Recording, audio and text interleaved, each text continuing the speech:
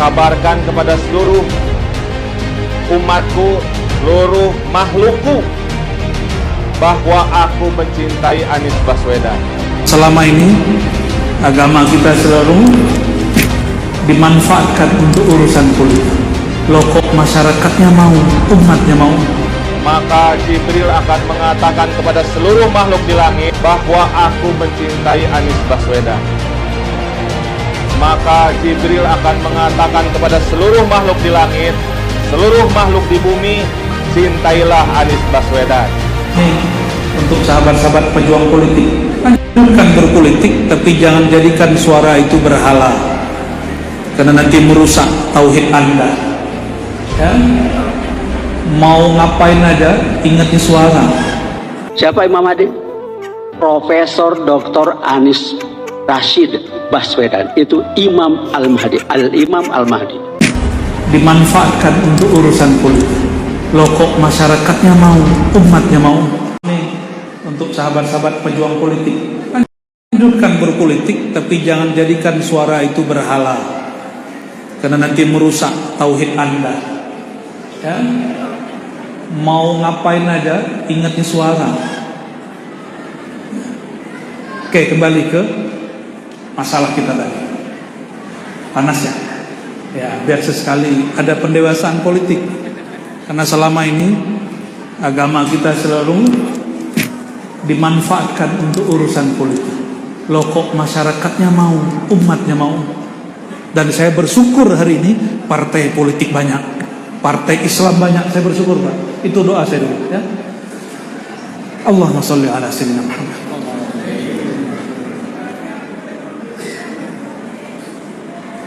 Pentingnya ilmu tauhid,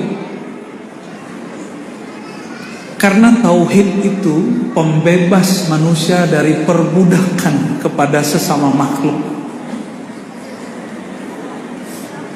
Maukah Bapak Ibu hatinya terikat tunduk kepada makhluk? Mau nggak? Nah, kata Imam Syafi'i, al-insan majbulun, manusia itu terikat oleh kepada orang yang man ahsana ilaih, orang yang buat baik kepada dia. Itu sebabnya kita ini kalau mandang orang yang suka ngasih, kita sering menduakan Allah dengan dia. Salah satu kebaikan Allah kepada alam semesta, Indonesia ini airnya murah. Benar nggak murah air di Indonesia? Sangat murah. Ini berapa nih satu botol? 3.000. Nanti ada masa, bukan sekarang, nggak tahu kapan, hujan tidak turun bertahun-tahun. Hujan tidak turun. Orang kalau ini kan sekarang Bapak Ibu kalau minum begini ditinggal, benar nggak? Ini masih ada sisa nggak? Ini gayanya orang Indonesia, tidak bersyukurnya orang Indonesia urusan air. Baru segini ditinggal. Tapi nanti sebagaimana disebutkan dalam hadis Nabi, ada masa pacaklik bertahun-tahun. Saat itu urusan air sebotol segelas orang bisa bunuh-bunuhan, Pak. Kenapa?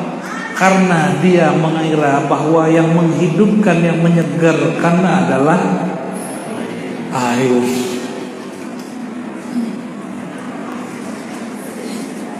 Itu sebabnya Allah munculkan kisah di dalam Al-Quran, dan kisah tauhid paling banyak itu di surat surat Al-Kahf, tentang Ashabul Kahfi, tentang Nabi Khidir, Nabi Musa, dan cerita tentang Ya'juj dan Ma'juj. Semua itu ujungnya adalah tauhid. Coba lihat ujung dari surat Al-Kahfi, ada hafal nggak? Korek kita hafal nggak? Apa ujung ayat terakhir surat Al-Kahfi? Apa bunyinya?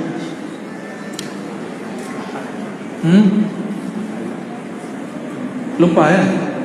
Kebanyakan hafalan ya. Hafalannya sampai 31 juz. Juz ke-31 juz Al-Baqarah. Masih ingat hadis bahwa Dajjal itu salah satu penjaga daripada Dajjal adalah baca surat itu intinya ada di 10 ayat pertama dan 10 ayat terakhir. Kalau semuanya digabung intinya di ayat terakhir. Ini perhatikan ini. Ya, perhatikan ini.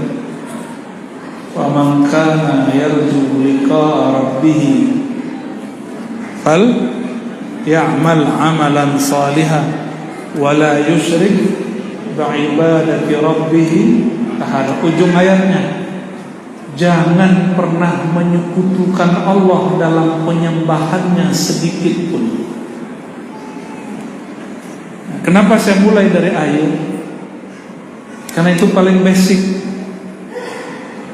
Paling basic. Karena urusan air orang bisa tengkar, Pak. Karena beli air pakai duit.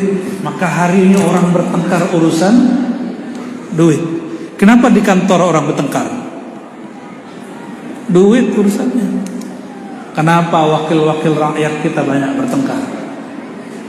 Zahirnya urusan undang-undang, batinnya kita kan nggak tahu.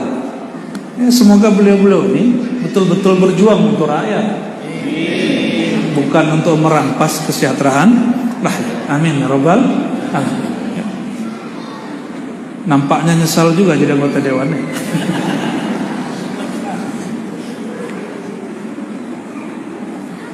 Nabi menghabarkan dalam hadis Imam Muslim, nanti di akhir zaman orang benci kepada pemimpin. Sudah mulai belum? Dimulai dari Indonesia, Pak. Orang mulai benci kepada para sekarang nih, belum jadi pemimpin, pas jadi pemimpin dibenci langsung. Maka saya pun kasihan kepada para pemimpin. Ya. Setiap hari dibenci. Ya. Nabi Muhammad itu pemimpin bukan? Abu Bakar pemimpin bukan? Umar, Utsman, Ali. Semoga beliau-beliau itu mengikuti sifat-sifat para sahabat. Amin ya Rabbal alamin. Ini sahabat-sahabat ini semua itu kuat tauhidnya, masih bertengkar urusan politik. Jadi kalau ada orang tanya, kenapa orang Islam suka bertengkar? Jawabnya apa?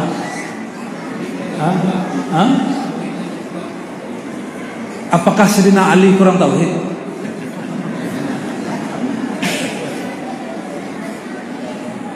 Apakah Muawiyah kurang tauhid? Ayo Pak, gimana? Ternyata bukan itu Bang masalahnya. Mau tahu masalahnya?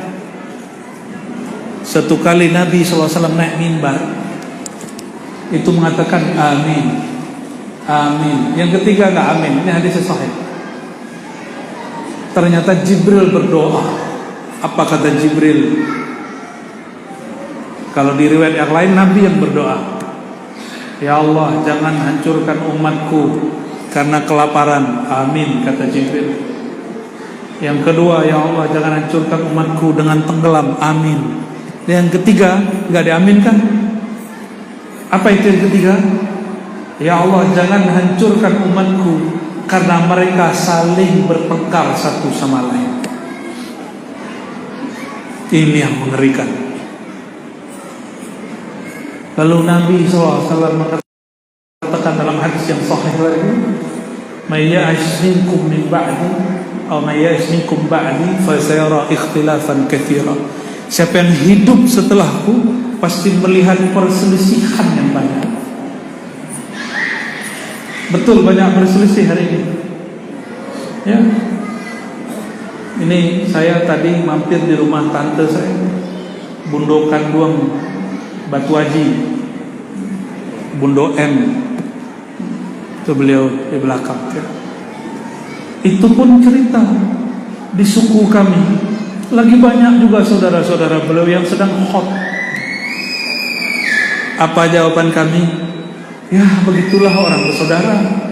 Jangankan kita. Nah coba ingat, Nabi Yusuf, Nabi bukan? Ayah dia Nabi bukan? Siapa nama ayahnya? Yakub.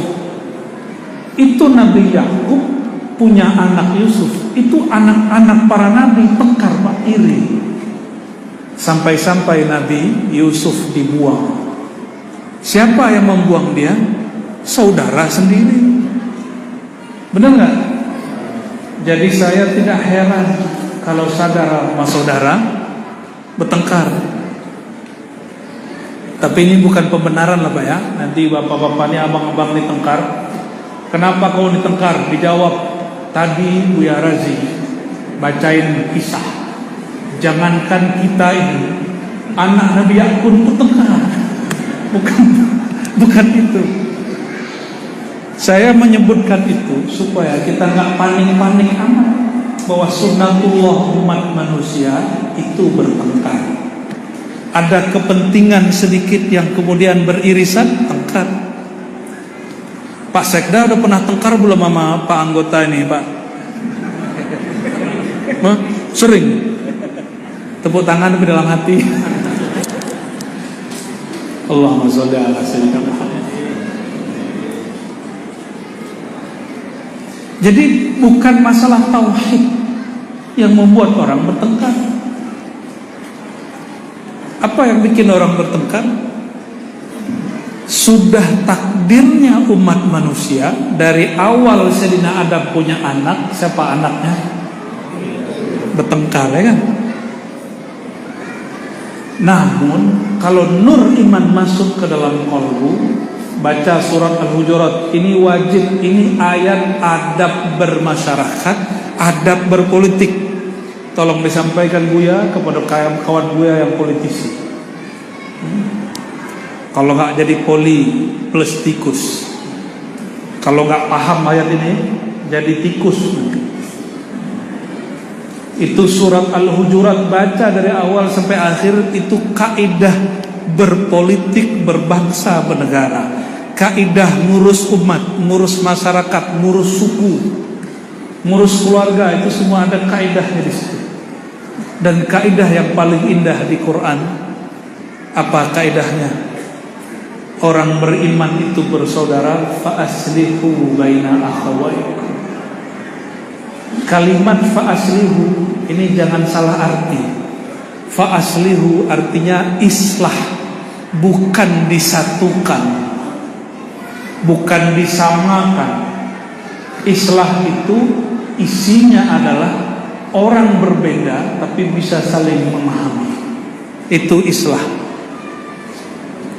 Dia berbeda tapi tidak menyerang orang yang berbeda dengan dia. Bisa nggak begitu? Dalam masjid aja rame ya Pak pengurus ya. Ya. Apalagi Pak pengurus ini jenggotnya kurang panjang.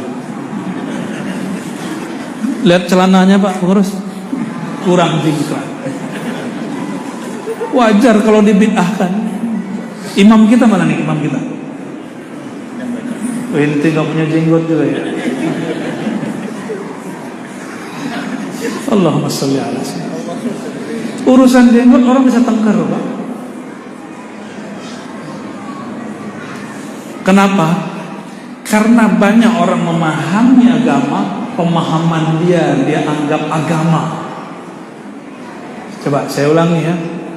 Agama yang isinya wahyu Allah, suci, Quran Sunnah itu Kalau saya memahami Quran dan Sunnah, pemahaman saya tidak suci, agamanya suci. Saya baca Qul huwallahu ahad, ayatnya suci, tapi saya suci nggak?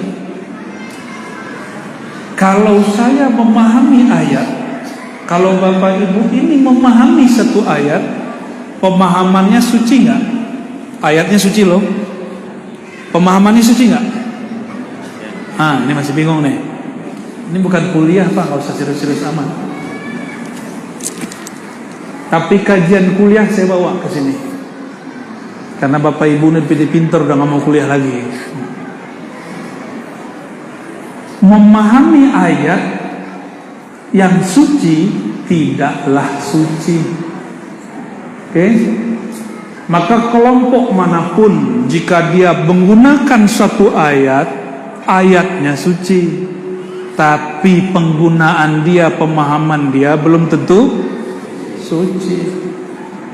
Namun karena orang merasa dirinya lebih suci atau lebih dekat kepada yang suci, atau dia yang paling suci, disitulah mulai muncul. Kalau cuma merasa mendekati kesucian, pertengkarannya masih biasa. Tapi kalau sudah merasa suci, di sini mulai ramai. Saudara-saudariku yang bukan Allah, karena hari ini semua sudah ngaku tidak ada yang tidak lepas dari maksiat. Hari ini sudah maksiat ya? Sepakat? Oke, anggaplah Bapak Ibu ini enggak maksiat. Saudara-saudara saya ini enggak maksiat. Oke. Maksiat mata mungkin enggak, tapi mata jelalatan. Oke lah, tidak menggunjingkan orang, tapi tangannya buat status nyinggung orang. Oke lah, tidak singgung orang, tapi di hatinya merasa dirinya paling benar. Tidak maksiat badan, tidak maksiat tubuh, tapi kolbunya bermaksiat. Iblis, coba iblis. Iblis itu dosa dia dosa apa? Ini bocorannya, saya pernah sampaikan di tempat yang lain. Iblis itu kata Imam Tobari pernah berzikir di surga, pernah berzikir di alam semesta belasan ribu tahun. Bahkan disebutkan di situ 18.000 tahun.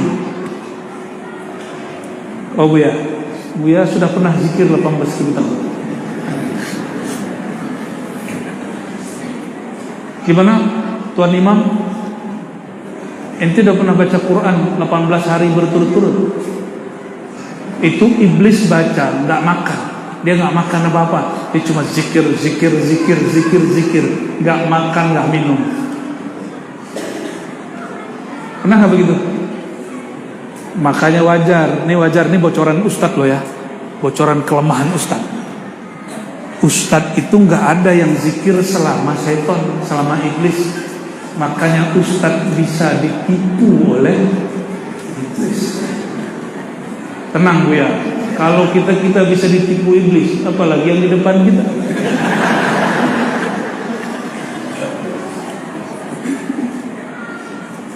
Sudah pernah zikir sehari semalam belum? Nggak putus-putus. Gimana mau lawan iblis? Maka nanti kalau ada di antara yang hadir ini didataki oleh ruh ini, itu belum tentu ruhaniah beneran, siapa tahu setan. Didatangi makhluk-makhluk ini, ntar dikira sudah menjadi penting, belum tentu, siapa tahu itu syaitan. Karena setan bisa masuk menyerupai zikir-zikir kita. Jadi si iblis ini kalau tauhid nomor 1 dia. Iblis ditanya dalam satu riwayat, kenapa engkau tidak mau sujud kepada Adam? Apa jawaban dia? Ini bukan di Quran ya, ini di riwayat. Bagaimana mungkin aku sujud kepada selain engkau ya Allah? Kayaknya benar ya? Kayaknya benar gak? Tapi iblis, tauhid dia belum beradab. Jadi tauhid itu mesti beradab. Adabnya disebut al-adab al-Muhammadi, adab Nabiyuna Muhammad sallallahu alaihi wasallam.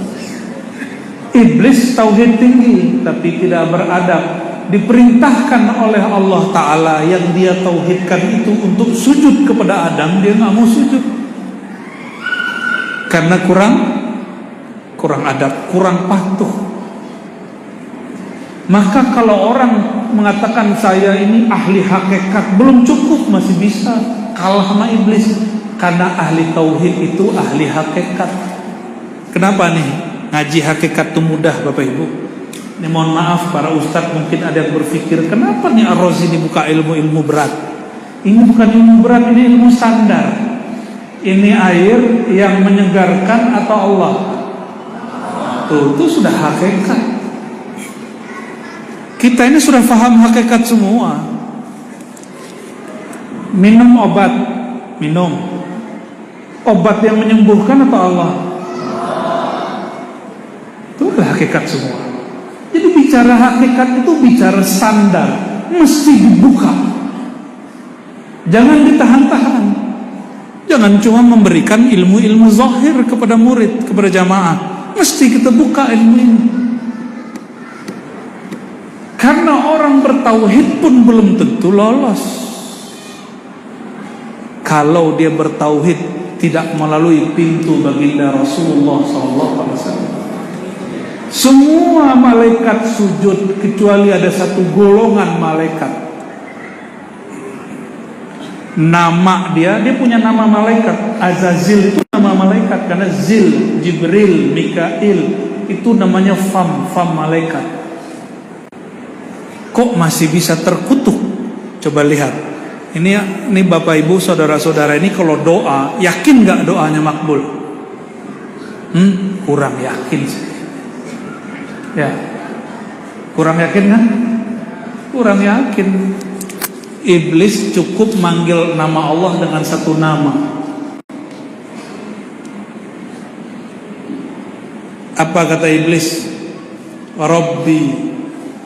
Kata iblis apa? Ini di Quran. Rabbi anzirni ila yaumi yub'atsun. Rabbi. Apa arti Rabbi? Kita kalau sering doa Rabbi zidni ilma. Apa arti Rabbi? Apa arti Rabbi? Tuhanku. Kalau tuanku ya rakyat itu lain lagi. Itu slogan politik yang satu itu ya. Nggak nyambung. Alhamdulillah. Belum sampai berarti balihonya di sini. Apa kata iblis? Rabbi anzirni. Wahai Tuhanku, wahai penciptaku. Jadi iblis tahu yang menciptakan dia siapa? Allah. Maka dia meminta, wahai yang menciptakan aku, anzirni, tolong tangguhkan hidupku sampai hari berbangkit. Itu siapa yang berdoa? Dikabulkan Allah kah? Allah kabulkan. Coba umat Nabi Muhammad sudah berdoa tapi nggak yakin.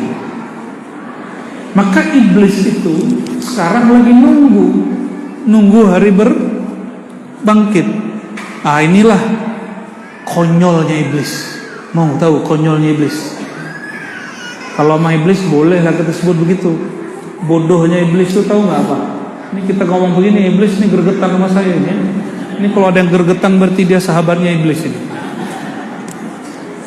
Iblis itu ingin menyesatkan umat manusia. Padahal kalau umat manusia sesat, kiamat cepat. Berarti dia segera mati. Itulah konyolnya iblis. Jadi kalau dia semakin berhasil menyesatkan orang, semakin cepat mati deh. Benar nggak? Bingung kan? Saya ulangi lagi. Iblis itu minta matinya kalau sudah kiamat. Kapan kiamat terjadi?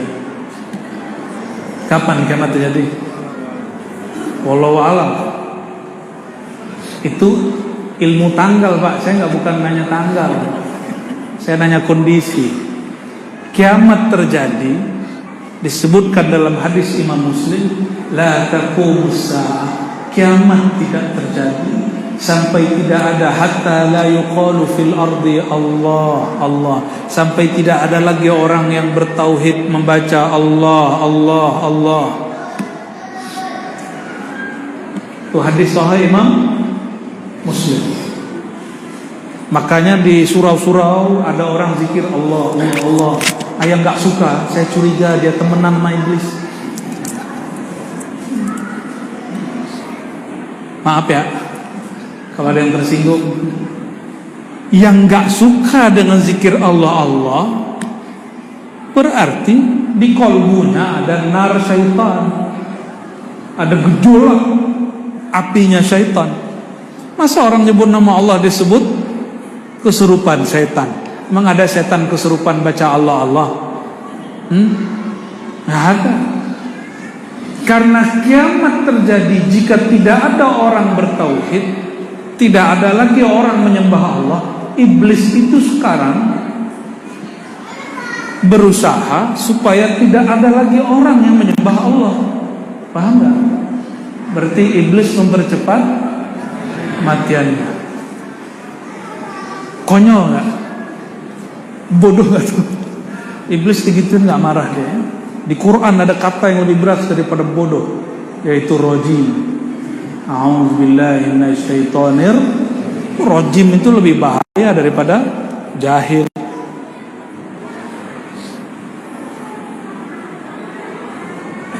Jadi kalau adu-adu tauhid iblis lebih kuat dari tauhid kita.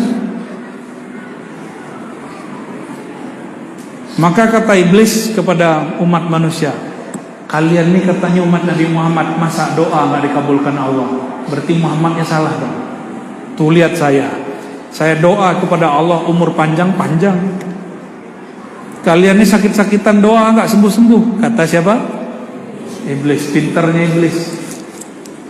Iblis kurang ngerti bahwa salah satu ujian umat Nabi Muhammad diundurnya ijabah doa. Doanya sudah diterima, tapi kapan terjadinya Allah undur sesukanya. Karena Allah akan pilihkan waktu yang tepat, saat yang tepat. Bukan saat tepat menurut si hamba, tapi saat yang tepat menurut Allah SWT. Kalau anak kita minta beli motor, umurnya baru 7 tahun, kasih nggak Pak? Hah? Katanya sayang anak. Sayang anak, dikasih nggak? Berarti tidak semua sayang itu memberi. Karena sayang kepada anak, kita tidak izinkan dia mengendarai motor. Kita tidak kasih dia akses, padahal dia meminta. Ini baru hubungan anak dengan orang tua. Apalagi hubungan hamba dengan Robnya, dengan Tuhannya. Allah lebih tahu, kalau yang dia minta ini aku kasih, pasti dia lupa kepadaku.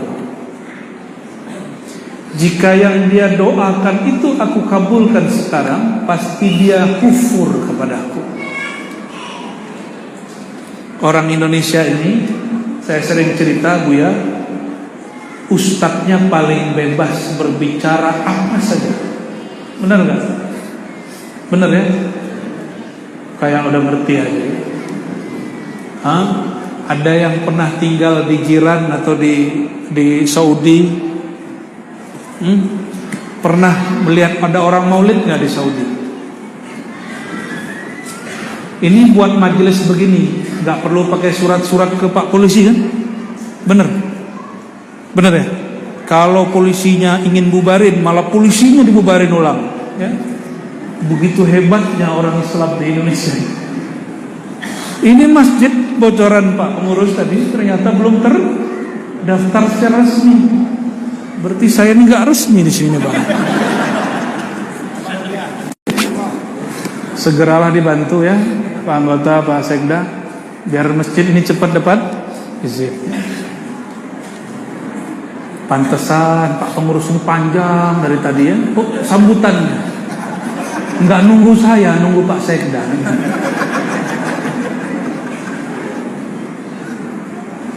Gak apa-apa Pak pengurus.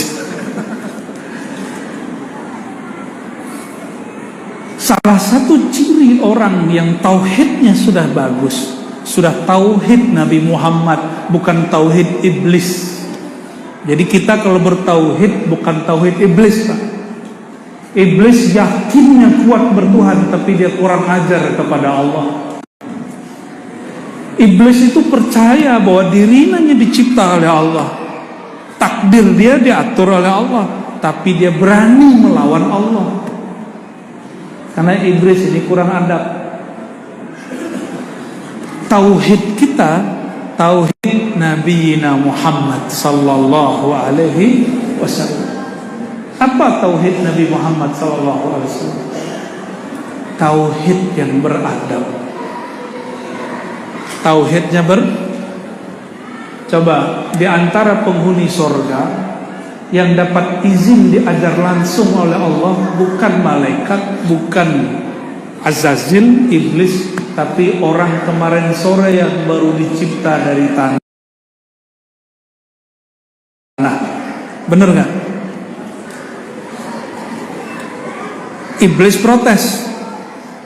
Apa kata iblis? Kok dia, bukan aku?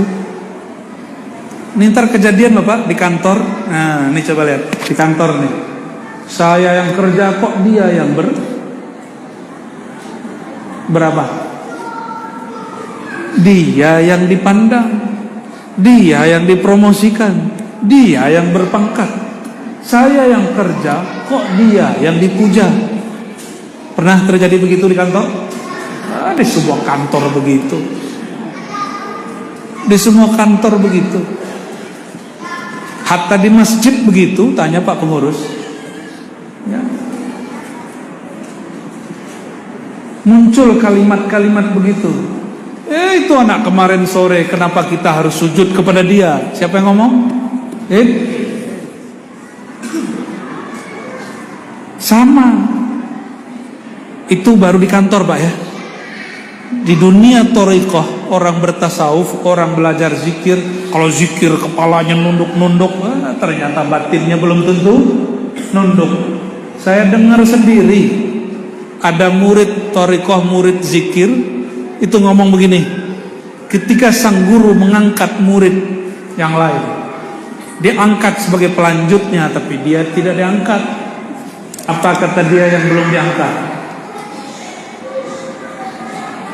Menurut saya, yang baru diangkat itu belum sampai ilmunya, belum sampai makomnya. Kok bisa ya diangkat-angkat? Hai, coba perhatiin. Kalau ada murid meragukan gurunya mengangkat murid yang lain, berarti si murid ini apa? Bagus adabnya atau buruk adabnya? Nah ini kalau yang pernah begitu tobat segera Pak, jangan tersinggung saya ngomong begini. Ya, tobat segera. Dosa antum itu bukan sama saya, dosanya sama gurunya. Karena ngomong, masa si guru ini ngangkat orang yang belum sampai wusul makomnya? Berarti ente lebih mengerti urusan makom daripada guru. Sama di dunia kerja, kita yang kerja, menurut kita, kok orang lain yang dapat puja, kok orang lain yang dinaikkan pangkatnya? Menurut kita. Berarti Bapak Ibu ini, saudara-saudara ini, protes dengan kehendak Allah. Lebih dahsyat gak?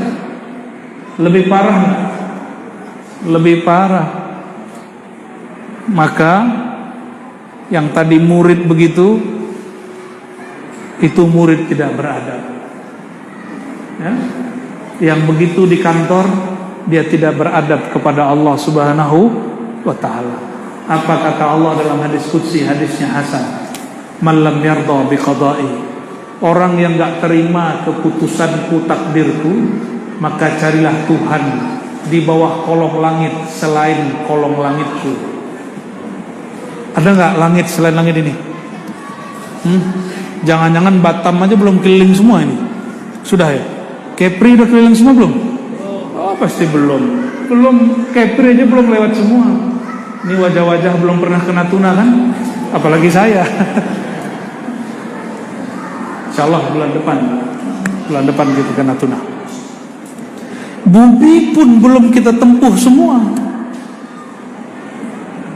Mau cari Tuhan di mana? Maka indikator tanda-tanda orang yang sudah kuat bertauhid dengan tauhid Nabi Muhammad sallallahu alaihi wasallam, itulah rukun iman yang keenam. Tapi di rukun iman keenam bahasanya cuma percaya kepada takdir. Tapi bab ridho tidak di bab iman, adanya di bab tasawuf. Berarti ridho itu ajaran tasawuf. Tasawuf itu ajaran Rasulullah bukan? Benar. Kemarin ada yang nanya sama saya di Jakarta Pak, karena tahu kita ngajar hadis plus tasawuf. Apa kata dia? Ini semoga kalau dia tahu nggak tersinggung ya. Lebih dulu Islam atau tasawuf, Buya? Dia mau debat saya, tapi dia nanyanya salah. Lebih dulu Islam atau tasawuf? Maksud dia, kenapa kamu ngajar tasawuf? Kan lebih dulu Islam. Saya tanya balik, pertanyaan Bapak ada yang salah nggak? Emang tasawuf isinya apa, Pak? Emang Islam isinya apa, Pak? Bingung sendiri. Tasawuf itu isinya apa? Islam mengajarkan patuh, mulai dari syahadat sampai haji. Patuh nggak?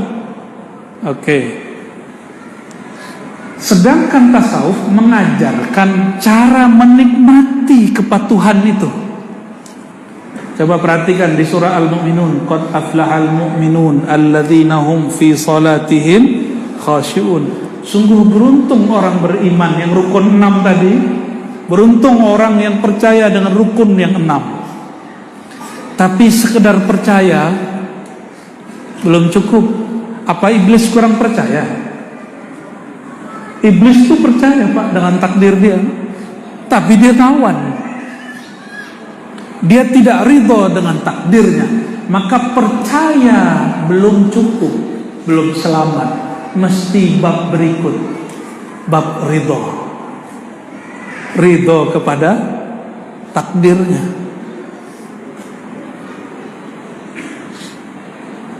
Masing-masing kita ini pasti punya ujian. Benar. Salah satu ujian terberat, orang yang disayang diambil Allah.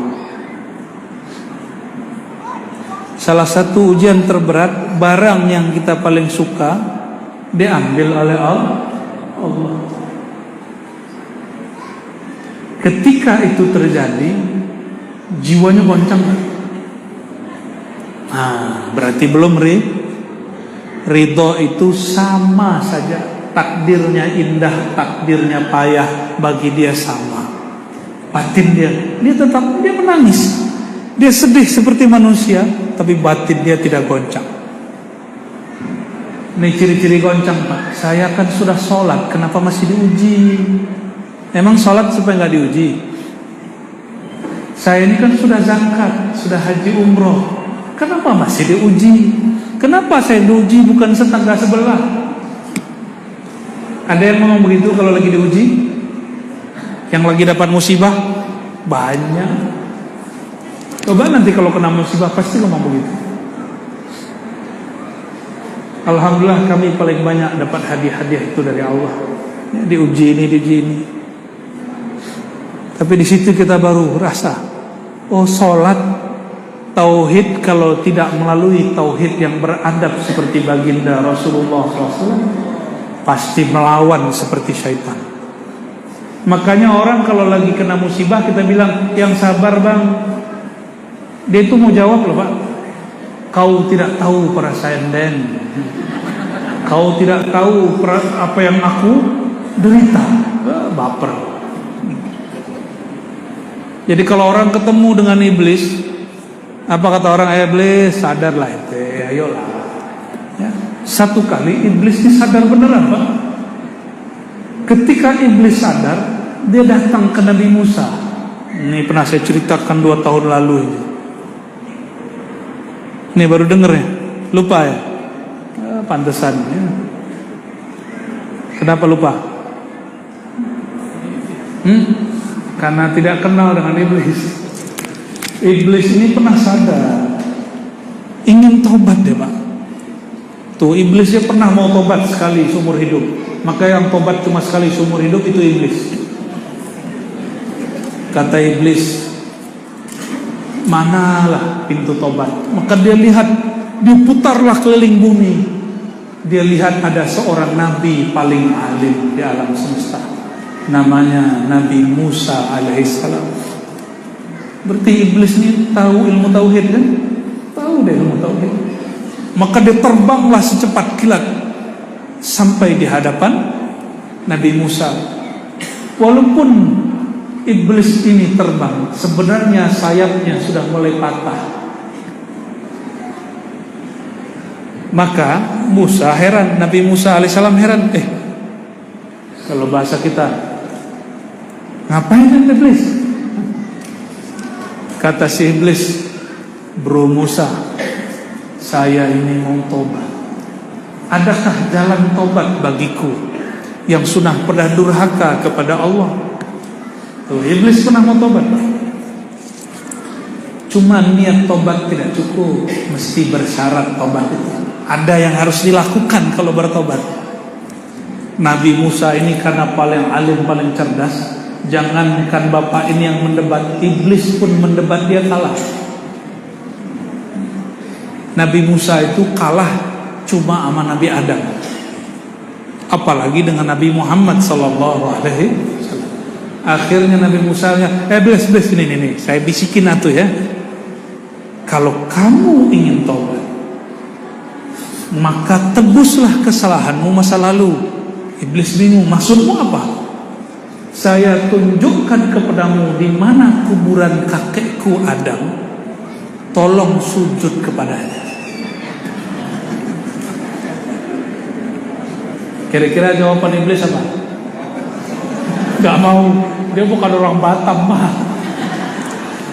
Kata iblis, Musa,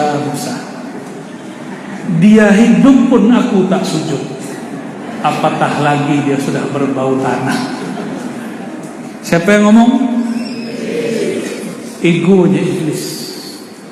Yang sering ngomong begitu, mungkin dia keturunan iblis. Dulu bapaknya waktu buat anak tidak baca doa. Nauzubillah min syaitan. Pernah dengar orang ngomong sejenis itu? Bapaknya hidup pun aku tak mau datang, apalagi sudah mati. Ada mau kita? Waktu jabat pun aku gak mau datang, apalagi sama itu. Begitu. Itu dia kerasukan iblis. Kerasukan iblis tidak bisa diruqyah. Kalau kerasukan jin, tinggal kita panggil Pak anggota dewan. Dia punya 2 baju, baju anggota dewan sama baju ustad.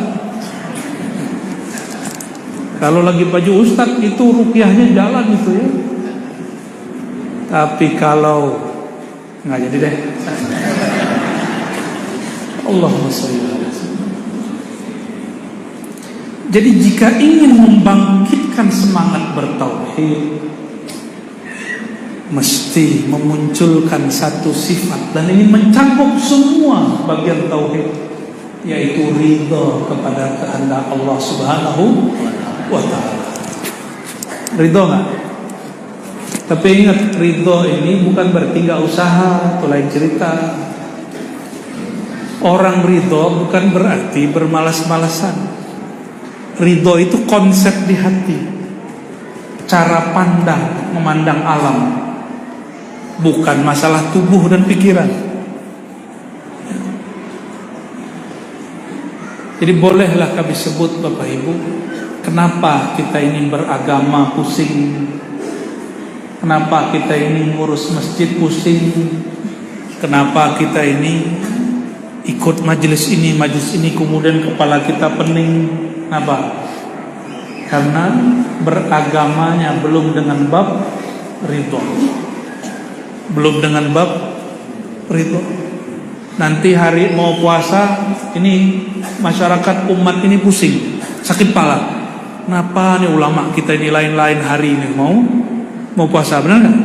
Padahal kalau dia tahu bab ini, bab ilmu, ini sunnatullah, bahwa umat Islam itu ditakdirkan berbeda. Gak usah jauh-jauh, sholat saja ada cara yang berbeda, benar nggak? Gak usah jauh-jauh ke Mekah, antara masjid ini dan masjid seberang, itu sholat subuhnya sudah berlainan. Ya benar. Ada yang satu habis ruku lama berdirinya, satu lagi cepat berdirinya. Ada yang satu lama ngangkat tangannya, satu lagi nggak mau. Imamnya satu.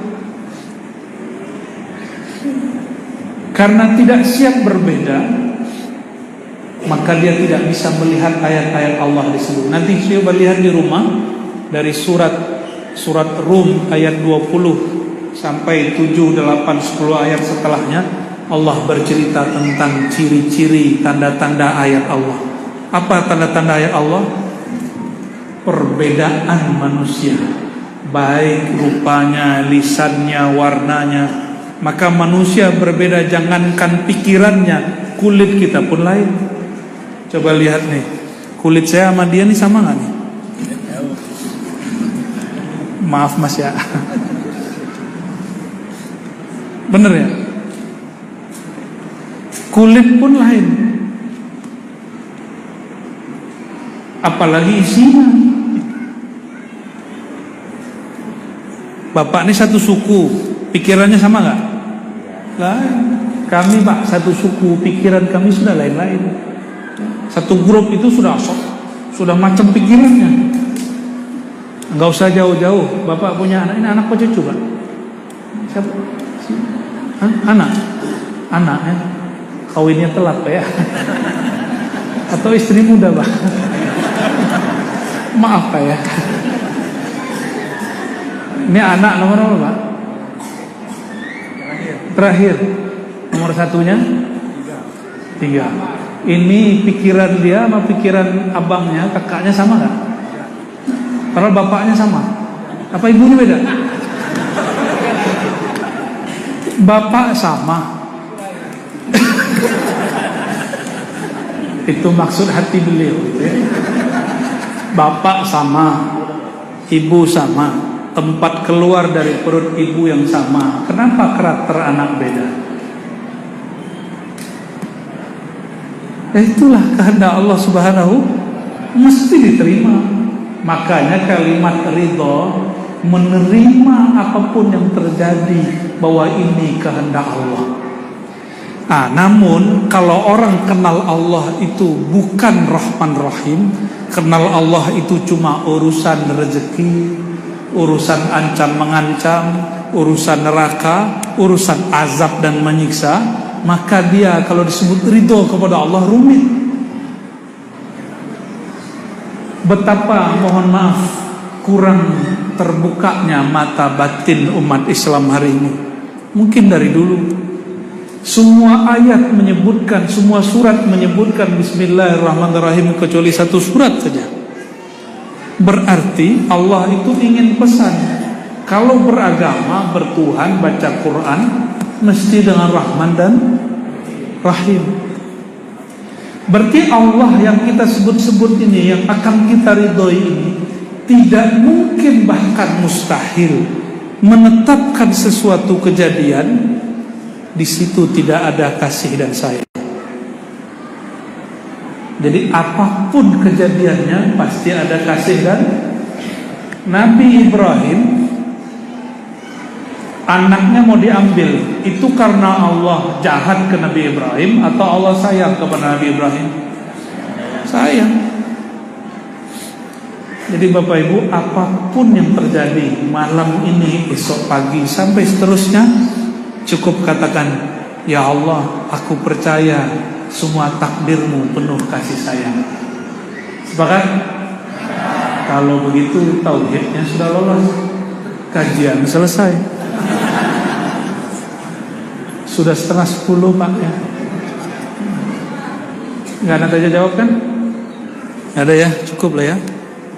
Bapak Ibu, saudara-saudariku yang makan Allah, saya ini pun bukan hamba yang sempurna. Mulai dari ujung rambut saya sampai ujung kaki pasti ada dosa.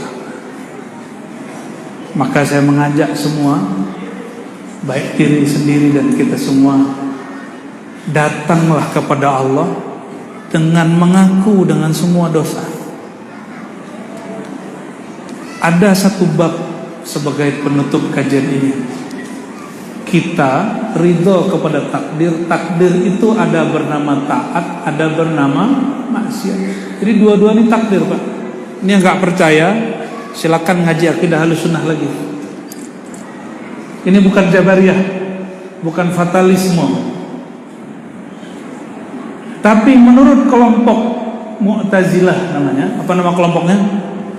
Mu'tazilah, Qadariyah. Apa kata mereka? Yang baik-baik izin Allah, yang tidak baik bukan dari Allah, bukan dengan izin Allah. Siapa kelompoknya? Ya. Kalau begitu, ada Tuhan yang menciptakan ketaatan, dan yang kedua, ada selain Allah yang menciptakan keburukan. Begitu kan? Nah, ini bahayanya nih. Apa maksud kamu? Taat maksiat itu ciptaan Allah, bukan? Maka dia terjadi di alam, terjadi pada diri, itu takdir Allah, bukan? Tapi jangan berhenti di situ, itu masih koma. Kalau orang taat tidak boleh merasa dirinya sok taat. Makanya permulaan taat surat Alhamdulillah, surat Al-Fatihah yang dibaca setelah Bismillah apa? Ya. Bismillahirrahmanirrahim. Aku sholat dengan nama Allah yang pengasih dan penyayang. Sholat ini karena kasih sayang Allah. Ayat kedua, Alhamdulillah, terima kasih ya Allah, kasih sayangmu aku bisa sholat. Masih ingat hadis yang masyhur Sahih Bukhari bahwa Nabi mengatakan sallallahu alaihi wasallam, kamu tidak masuk surga dengan amalmu, tapi masuk surga dengan, nah ini yang saya sampaikan, ya. Jangan minta keadilan. Minta itu apa? Minta rahmat Allah Subhanahu wa taala. Ini kalau minta keadilan, sholat maghrib tadi nggak ada yang diterima. Karena pasti ada satu detik, satu nafas lupa kepada Allah. Benar nggak? Kalau Allah mau kasih keadilan, nggak diterima, Pak. Maka imam-imam ahlu sunnah mengatakan, cukuplah minta kasih sayang Allah Subhanahu wa ta'ala. Apa hubungannya dengan taat dan maksiat? Orang taat belum tentu dia benar-benar taat. Tadi iblis berapa ribu tahun taat? Berarti 18.000 tahun menyembah Allah, zikir, tidak bermanfaat sedikit pun dengan kepatuhan dia kepada Allah. Tambah zikir, tambah sombong. Nanti siap-siap dengar ada orang ngomong gini, Batam ini seharusnya sudah dapat bencana, tapi karena saya zikir malam tadi, bencana Allah tolak. Nanti bakal ada yang ngomong begitu, Pak. Calon-calon Imam Mahdi.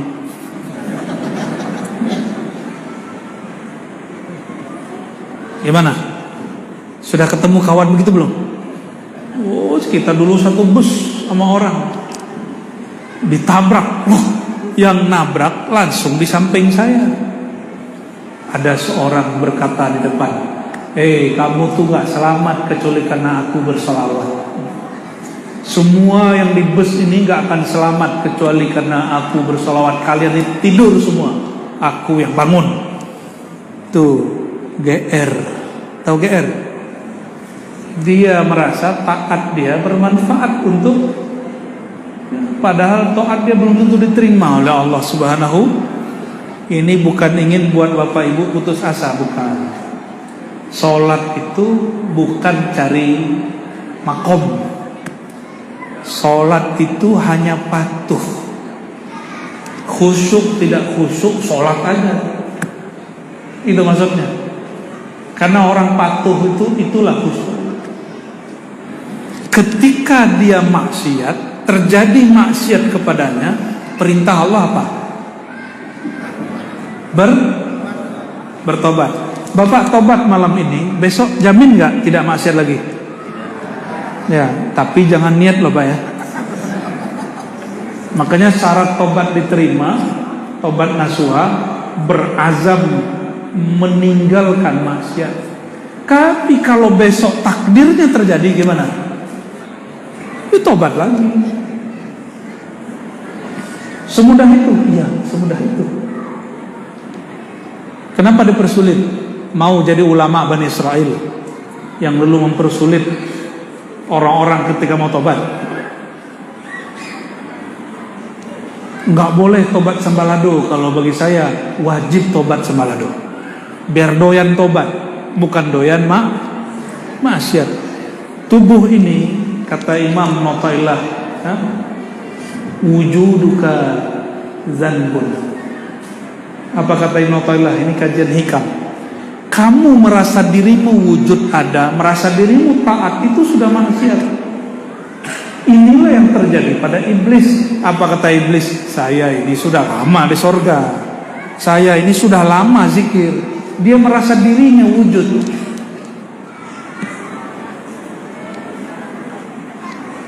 Ya, jadi yang merasa dirinya peran banyak, ini karusukan iblis. Tobat dari pengaruh iblis itu lebih sulit daripada tobat daripada dosa mata. Ini dosa mata, dosa telinga Pak, cukup baca astagfirullah hari ini 100 kali selesai. Tapi kalau merasa itu, apa sulitnya iblis ngomong, baik aku sujud ke Adam, gak perlu istighfar 1000 kali. Coba bayangkan, sujud 1 kali, berapa menit habis waktu? Nah, sujud tadi berapa menit? Ada 1 menit, pasti di demo imamnya. Ya benar lah. Apalagi kalau hidung lagi flu ya, imamnya sujud 1 menit, pasti di demo Pak. Saya nggak yakin imam muda kita nih sujud 1 menit, paling cuma 5 detik. Benar nggak? Paling lama 10 detik, itu pun akhir sujud. Apa susahnya iblis itu? Ini egonya iblis. Inilah kekonyolan iblis. Apa susahnya iblis? Kepalanya tunduk sebentar, dia tidak perlu bertobat seperti Nabi Musa dulu. Nabi Adam dulu bertobat. Berapa lama Nabi Adam tobat? 40 hari 40 malam dia sujud. Yang salah iblis, yang tobat Nabi Adam. Kok bisa? Karena adab sir Nabi Muhammad, Nur Muhammad, kata Imam Qadiyat, yang masuk kepada Nabi Adam, itu membuat sifat Nabi Muhammad ada pada Nabi Adam. Apa sifatnya? Iblis yang menyerumuskan Nabi Adam, tapi Nabi Adam yang bertobat minta maaf. Ada nggak yang punya sifat begitu? Ini punya istri nggak Pak? Punya. Istri kita yang salah, kita yang minta maaf. Udah begitu belum? Ini bukan untuk bela ibu-ibu loh ya. Dia yang salah, tetangga yang salah, kita yang minta maaf. Ada yang begitu nggak? Kata dia, sampai mati saya tidak minta maaf. Nah, itulah iblis yang bertubuh manusia. Cuma karena urusan parkir mobil di depan rumah, kena potnya, nggak minta maaf, dia lupa, nggak ingat. Sampai mati kau nggak aku maafkan. Nah, ada yang ngomong gitu. Itu iblis Pak. Tubuhnya manusia. Nauzubillah min zalik. Jadi benarlah kata Imam Syekh Abdul Qadir Jilani, setan jin gampang dilawan, baca ayat kursi kabur dia. Tapi setan yang sudah mengalir dalam tubuh manusia sungguh sulit. Kita azan pun dia masih duduk di samping kita Pak.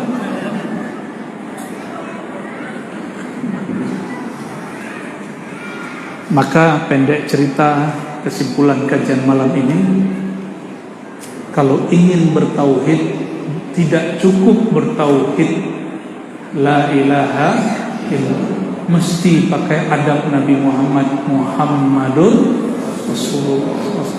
Adab Nabi Muhammad itulah yang melahirkan ridha, akhlak-akhlak yang bagus, yang mau merendah tidak meninggi. Ya, semoga Allah Ta'ala meridhai para pengurus, meridhai siapapun yang hadir malam ini. Ulama-kah dia, umarakah dia, rakyat-kah dia, umat-kah dia, siapapun dia, semoga Allah beri cahaya dalam qalbnya.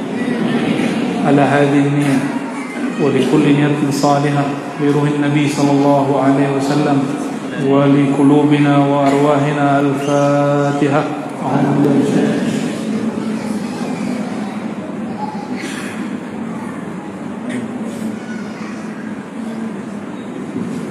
Na'udzubillahi minasyaitonir rajim. Bismillahirrahmanirrahim. Ya Allah, kami berlindung dari keburukan diri kami. Kami berlindung dari keburukan selain diri kami, keburukan hawa nafsu kami, keburukan syaitan-syaitan, keburukan siapapun yang Engkau ciptakan. Min syarri ma khalaq. Allahumma salli wa sallim wa barik ala sayyidina Muhammad abdika wa rasulika. Ya Allah, izinkan malam ini kami menyapa kekasih-Mu, kami memanggil nama kekasih-Mu, ya Sayyidana ya Rasulullah, ya salatu wassalamu alaika ya Sayyidana ya Rasulullah.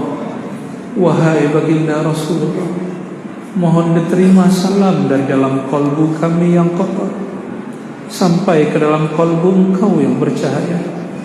Penuh harapan ya Allah, semoga cahaya dalam kalbu baginda Rasulullah ikut tembus ke dalam kalbu kami yang masih gelap.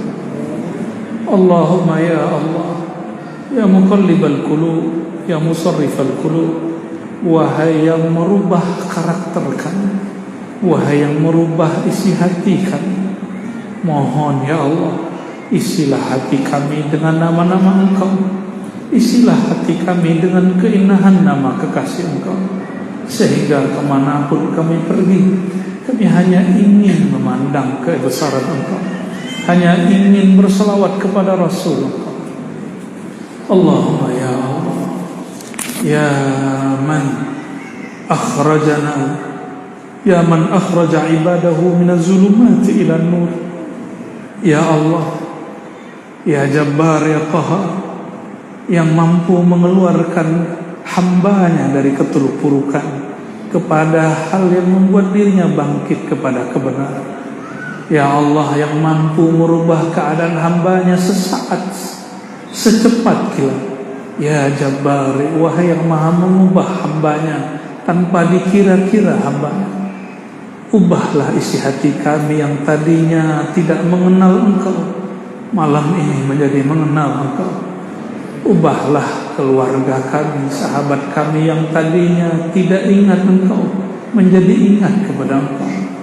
Allahumma ya Allah, Nabi Engkau mengatakan al-mar'u ala dini khalilih.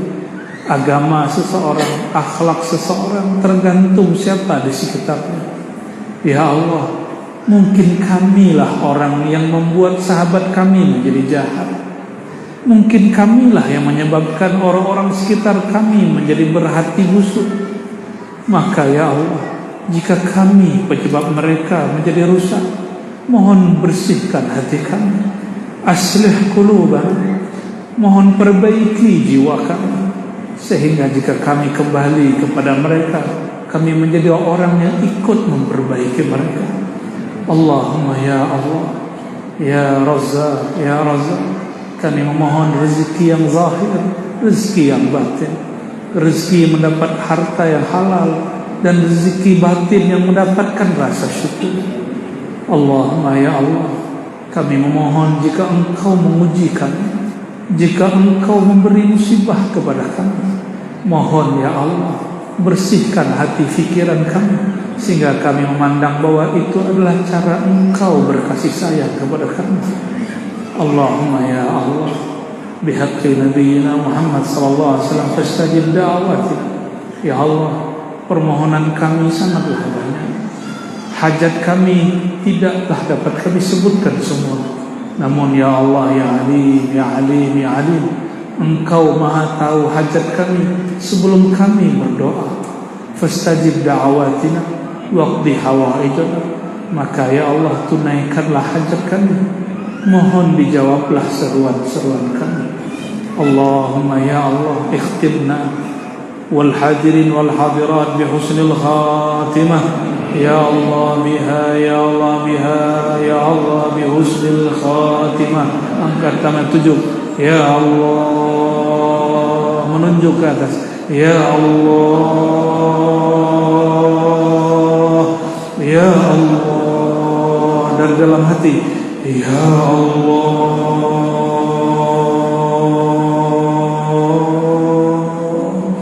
iktikadkan selain Allah keluar dari dalam qalbu.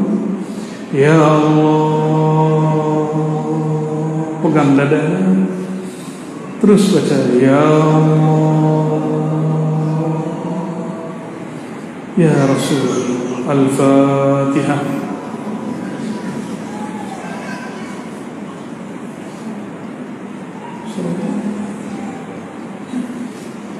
Amin amin ya rabbal alamin. Istajib da'watina bisirri al-Fatihah wa bisirri sayyidina al-Fatih sayyidina Muhammad wa bisirri al-Qur'an al-azim wa bisirri ilmika al-qadim wa bisirri sirrika ya dhal asrar ya Majid ya Allah ya Allah ya Allah wa bihaqqi sayyidina Muhammad fastajib da'watina. Subhana rabbika rabbil izzati amma yasifun wa salamun mursalin walhamdulillahi rabbil alamin. Subhanakallahumma wa bihamdika asyhadu an la ilaha illa anta astaghfiruka wa atubu ilaik. Mohon maaf tidak dapat salaman semua, insyaallah dengan hati kita masing-masing.